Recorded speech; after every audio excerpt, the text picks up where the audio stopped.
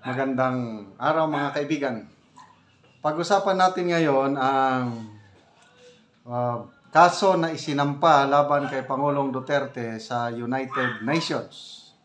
Okay, gusto ko lang i-shout out at pasalamatan ang aking kaibigan na researcher si Eudora.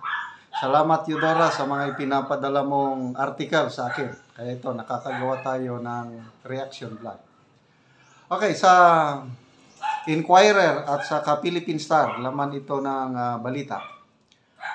Philippine Star lang tayo. Families of Bloody Sunday Massacre victims seek UN help. Okay, may nangyari noon na Bloody Sunday Massacre sa Calabarzon noong 2021. So yung mga pamilya ng mga tatlong alleged activist na napaslang dito sa Bloody Sunday Massacre, ni-raid ng pulis itong mga pinaghinalang aktivista, dumulog na ng reklamo o nag-file na ng complaint before the United Nations Human Rights Committee.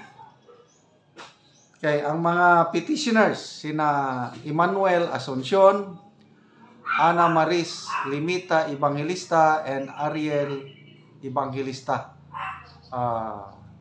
Sila yung kamag-anak ng tatlong aktivista at sinampahan nila ng kaso si former President Duterte at mga police officials na na-involved sa raid. Naganap yung raid noong March 7, 2021. Okay, so ang abogado nila, yung National Union of People's Lawyers, si Josalie Dinilla, Secretary General ng NUPL, dumulog ang mga relatives ng mga biktima after the government did not act on their grievances. Wala daw nangyari dito sa Pilipinas. Domestic remedies, sabi ng abogado o NUPL, domestic remedies have been exhausted not because we have not tried, but because there has been no commitment from the government to address yung mga patayan. So, itong nangyaring police raid, panahon ni former PNP Chief General Devolve Sinas. Hindi PNP Chief si Sinas, naging NCRPO lang ata at saka Regional Commander, Regional Director.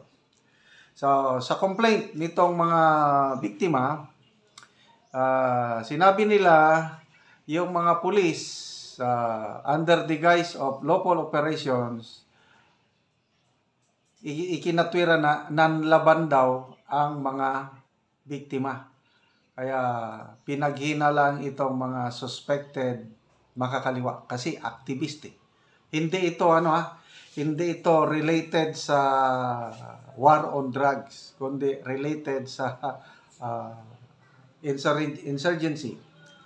Sabi ng NUPL, police falsely labeled the victims as members of terrorist groups and claimed that they fought back or resisted arrest after the search of their homes and offices allegedly yielded firearms, ammunition, and explosives. Okay, so ulitin ko. National Union of People's Lawyers, connected ito sa makakaliwa. So, grabe na ang dalawang front na ang atake kay Pangulong Duterte. Ang isa, itong war on drugs, yung ginagawa ngayon ng Quadcom. Another front, itong galaw na ng mga makakaliwa, doon naman sila dumulog sa UN Committee, Human Rights Committee. So, ang Quadcom, nakikita natin na gusto nilang mag-imbestiga para makakuha ng ebidensya para magamit sa ICC kung magkaroon ng trial. So dito, another strategy sa UN Human Rights Committee naman ngayon. So, grabe ano? Iyon naman ang gusto ni PRRD. Ay assume full legal responsibility sa nangyari nung kapanahonan niya, war on drugs man or insurgency. Alam naman natin ang insurgency, wala na, patapos na. For a long, long time, ilan na ba sila? Mag 53 years na 54.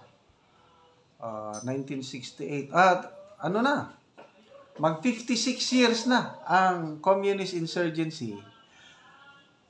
Ngayon pa talagang kaunting-konti na lang. Panahon kasi ni PRRD, siya yung bumali o yung backbone. Talagang nabalian sila dahil sa kampanya ni PRRD, yung NTF-ELCAC.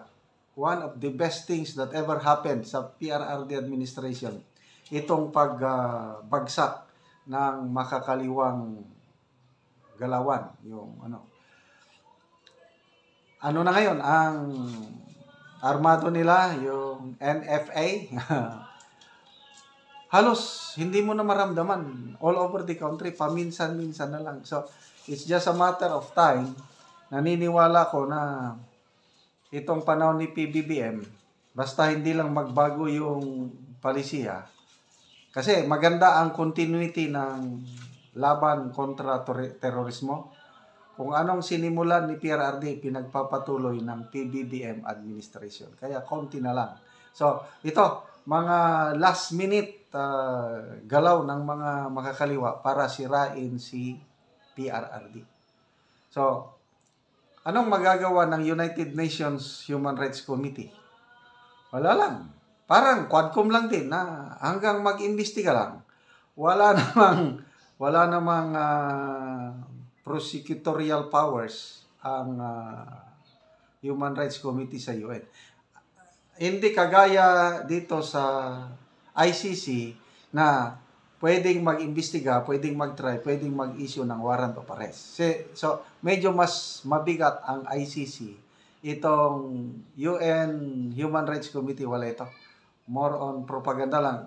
Palagay ko, dagdag paninira ito para ma-project nila na talagang masamang-masama si PRRD. Okay. Di ba, ang Supreme Court, bago lang nagpalabas ng desisyon, with finality, yung mga isinampang kaso laban kay PRRD, alleged human rights abuses, sabi ng korte, wala. Dismiss ang kaso with finality. So, nakikita nila itong mga makakaliwang grupo at kahit ang mga human rights groups, wala silang malakas na kaso laban kay PRRD within the Philippine courts. Excuse me. Mismo yung ICC Assistant to Counsel, si Attorney Cristina Conte, sabi niya, magdahan-dahan lang tayo.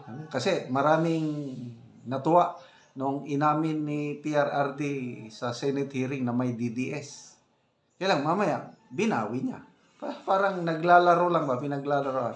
Huwag tayong mag-jump to conclusion. Kasi, sabi ni Attorney Conte, walang malakas na ebidensya laban sa kanya.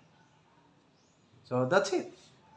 Agree ako doon sa sinabi ng abogada, ICC Assistant to Counsel, walang malakas na Kasi kung may malakas pang ebidensya, di sige, sampan nila sa korte at bahala ang korte natin na mag-decide.